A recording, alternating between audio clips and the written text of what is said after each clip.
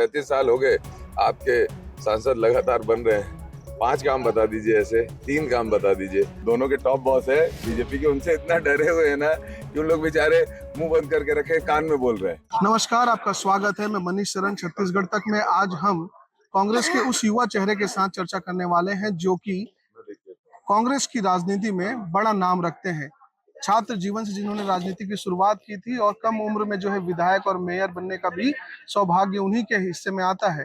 देवेंद्र यादव हमारे साथ हैं। कहा जा रहा है देवेंद्र यादव, पहला सवाल तो यही है कि पैराशूट कैंडिडेट हो आप और दुर्ग भिलाई से इधर आके चुनाव लड़ रहे हो, इसमें कितनी सत्यता है? देखिए, ऐसा है, इसका जवाब तो जनता देगी, और जनता का जो अपार समर्थन मिल रहा है उससे डर गई है भाजपा कहीं ना कहीं। आप देखेंगे पूरे बिलासपुर लोकसभा क्षेत्र में युवाओं में उत्साह है। जनता भारतीय जनता पार्टी से ये सवाल कर रही है कि भाई 35 साल हो गए आपके सांसद लगातार बन रहे हैं, 5 काम बता दीजिए, ऐसे 3 काम बता दीजिए जिसके माध्यम से आप ये कह सको कि वापस उनके आदमी को चुनना चाहिए। लेकिन रबर स्टैम्प म्यूट सांसद ये बनाते आ रहे हैं इतने समय से, जो अहंकार इनको हो गया है वो अहंकार का जवाब इस बार जनता देगी। जो कांग्रेस को अहंकार का जवाब देना है वो तो दे ही देगी जनता कांग्रेस के साथ मिलकर। लेकिन एक बात ये भी कही जाती है कि आप राहुल गांधी के काफी चहीते हो। आपने उस कदम ताल किया है उनके यात्रा के दौरान, जब भारत जोड़ो यात्रा करते थे वो, इसीलिए कि आप उनके फेवरेट नेताओं में से एक हैं।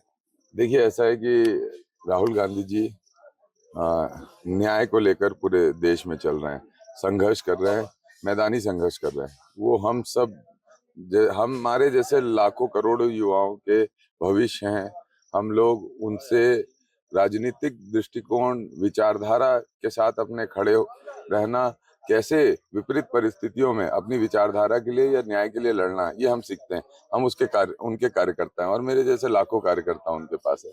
तो मैं नहीं कहूँगा कोई चाहता या कोई ऐसी बात, पार्टी का काम है। और वो हमारा सौभाग्य है कि इतने अच्छे नेता जो जनता की जन भावना को समझते हैं और उठाते हैं, उनका सानिध्य हम लोगों को मिल पाता है। ये राहुल गांधी का हमने बॉडी लैंग्वेज देखा जब आपके कार्यक्रम में थे, तो उन्होंने देवेंद्र यादव को काफी जो है अप्रिशिएट किया उनके कामों के लिए। ये भी बोला कि देवेंद्र यादव को जिता ही दो। बहुत कम ऐसा होता है कि जब बड़े नेता किसी को इस तरह से जो है अप्रिशिएट करते हैं। तो क्या लगता है कि जो ट्यूनिंग यंग लीडर के बीच है वो आगे लेके जाएगी आपको? देखिए, ऐसा है कि राहुल जी हमेशा युवाओं को बढ़ाने का मौका देते हैं।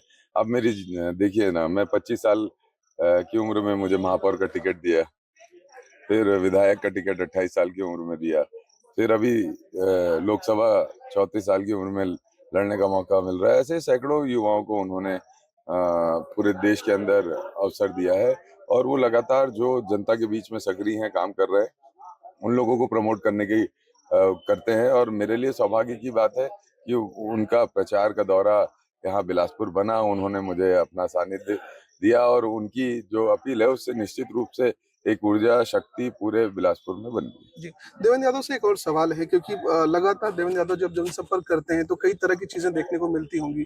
तो टेक्निकली जो चैलेंज आप महसूस कर रहे हैं इस वक्त जब ग्राउंड जीरो पे आप जब जाते हैं, क्या चैलेंज आपको महसूस होता है? चैलेंज जैसा कुछ नहीं है, एक ही चीज का मुझे दुख है कि मैं हर गांव नहीं पहुंच पा रहा हूँ या हर गली नहीं पहुंच पा रहा हूँ, क्योंकि समय कम है। बाकी तो हम जनता के बीच में जाते हैं तो जनता खुलकर बात करती है, वर्तमान सरकार की कमियों पे भी बात करती है, देश की परिस्थितियों पे भी बात करती है, अपनी भावना भी बताती है। तो अच्छा लग रहा है और जनता का आशीर्वाद मिल रहा है। समय कम है बोला तो ये देखते हैं कि टिकट वितरण में काफी समय लगा लिया कांग्रेस की तरफ से, क्या यही एक चूक थी? नहीं नहीं, टिकट वितरण तो कोई ऐसा नहीं है समय पे हुआ, इसी समय पे होता है। लेकिन आप समझिए, लोकसभा जो क्षेत्र होता है वो 8 विधानसभाओं का क्षेत्र है, 2200 से अधिक बूथ हैं इसमें, और इतनी बड़ी जनसंख्या। मेरा जो काम करने का तरीका है, मैं ये कोशिश करता हूँ कि हर गली पहुंच जाऊं। तो उस हिसाब से मैं अब दौरों में आप कहेंगे तो मुझे लगता है कि हमारे जितने दौरे हमने किए, भारतीय जनता पार्टी उतना नहीं कर पाई है। तभी भी हम सोचते हैं कि हम एक कदम और आगे बढ़कर लोगों से मिल लें, ये हमारा उत्साह है। एक सवाल और जो हम देवेंद्र यादव के लिए बनता है कि काफी जो है आपके नाम पे बदनामी है। कोल लेवी घोटाले का बात हो रहा है, मामला हाईकोर्ट में है, अब चुनाव लड़ रहे हैं। क्या लग रहा है जो विपक्ष में बैठे लोग हैं वो किसी न किसी तरह से देवेंद्र यादव को घेरेंगे इस सब मामलों को लेकर? क्या ये ड्रॉबैक होगा या किसी तरह से घेरा जाएंगे? कि ये सब जो परिस्थितियां होती है, आप अगर सच हो, आप सही हो, तो ये सब परिस्थितियां आपको और मजबूत करती हैं और दृढ़ संकल्पित करती हैं और लोगों के बीच में आपको ताकत दिलाती है, सम्मान दिलाती है अगर आप सही हो तो मुझे सबसे पहले तो जवाब खुद को देना है। तो मैं जानता हूं मैं मजबूती से लड़ रहा हूं, जनता भी जानती है, इसीलिए तो भिलाई विधानसभा के चुनाव में अभी लगातार इन लोगों ने इस तरीके की काम किया, कोई कमी नहीं छोड़ी, कोई कृत नहीं छोड़ा। उसके बाद भी जनता हमारे साथ है क्योंकि हम सही हैं। और जहां तक इनकी बात है तो पूरे देश में जानते हैं इन लोग यही कर रहे हैं, जो इनके खिलाफ आवाज उठा रहा है उसको दबाने की कोशिश कर रहे हैं। देवेंद्र यादव तो आवाज नहीं दबाने वाले, लेकिन बहुत सारे कांग्रेसी ऐसे हैं जो देवेंद्र यादव के आते ही जो है पार्टी के बाहर चले गए हैं। ये कह रहे हैं कि भाई इसकी मौजूदगी में हम पार्टी में नहीं रहेंगे। क्या वजह हो सकती है? कौन गया? विष्णु यादव जैसे तमाम लोग चले गए। ये जो मेयर के कार्यक्रम पे आए, ये भी टिकट के दावेदार थे। इन्होंने भी कहा था कि मुझको क्यों नहीं दिया आपने, इसी शहर का मैं कैंडिडेट हूँ। देखो, जब चुनाव होता है, चुनावी राजनीति में इतना चलता है, ये भी नहीं होगा तो फिर मतलब क्या? ठीक है, थोड़ी पॉलिटिक्स नहीं चलेगी तो क्या होगा? तो इतनी से पॉलिटिक्स का आनंद नहीं लेंगे सब लोग तो मजा नहीं आएगा। इतना बीजेपी में भी हो रहा है, इतना हमारे यहाँ पे भी होगा, और बीजेपी में हमसे 2 गुना 4 गुना ज्यादा है। बस क्या है, उनका डर, इतना खौफ है ना, इतना ऊपर के दोनों कुछ हमारे आनंद हमारे जो ऊपर के जो दोनों के टॉप बॉस है बीजेपी के, उनसे इतना डरे हुए हैं ना कि उन लोग बेचारे मुंह बंद करके रखे, कान में बोल रहे हैं। तो चलता है, इसमें कुछ नहीं। इधर देख लो, मोले जी अलग भागे हुए हैं, फिर हमारे पूर्व नेता प्रतिपक्ष जी अलग भागे हैं, पूर्व मंत्री जी का हाल बुरा है, उनको तो घर बैठा के रखा है। तो उनका देखो, हमारी चलो एक चिंता सवाल मत करो। जनता की तरफ से ले लेते हैं कि अगर बिलासपुर में अगर आप जीत गए, हाइपोथेटिकल सवाल है, तो क्या क्या प्राथमिकताओं में रहेगी? क्योंकि बिलासपुर ऐसे भी जो है स्मार्ट सिटी जो बना है, उसके बाद से आप देख रहे हैं कि हालत क्या है। और जो क्राइम का रेशियो है, खासकर स्पेसिफिक बिलासपुर में फीमेल सेंट्रिक क्राइम पे जो एनआरसीबी के आंकड़े जो है बताते हैं कि कितना अपराध जो है यहाँ होता है, छोटी बच्चियों के साथ रेप हो रहा है।